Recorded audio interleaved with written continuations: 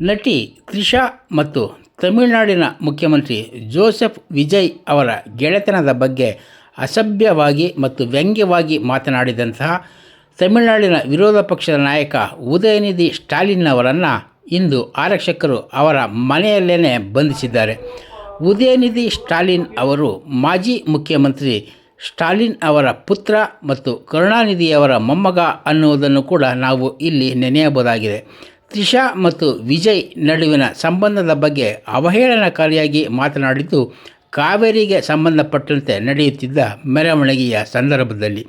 ಈ ಅವಹೇಳನಕಾರಿ ಸಂಬಂಧದ ಬಗ್ಗೆ ವ್ಯಂಗ್ಯವಾಗಿ ಕ್ಷುಲ್ಲಕವಾಗಿ ಮಾತನಾಡಿದಂತಹ ವಿರೋಧ ಪಕ್ಷದ ನಾಯಕನನ್ನು ಈಗ ಬಂಧಿಸಲಾಗಿದೆ.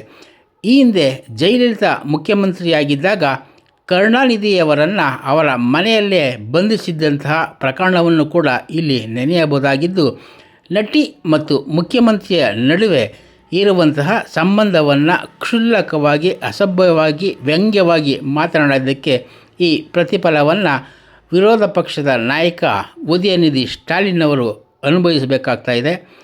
ಅವರನ್ನು ಆರಕ್ಷಕರು ನ್ಯಾಯಾಲಯಕ್ಕೆ ಹಾಜರು ಮಾಡ್ತಾರಾ, ಅವರ ವಿಚಾರಣೆ ಹೇಗೆ ನಡೆಯಲಿದೆ ಅನ್ನುವ ಕುತೂಹಲ ಈಗ ತಮಿಳುನಾಡಿನ ರಾಜಕೀಯದಲ್ಲಿ ಗರಿಕೆದರಿದೆ.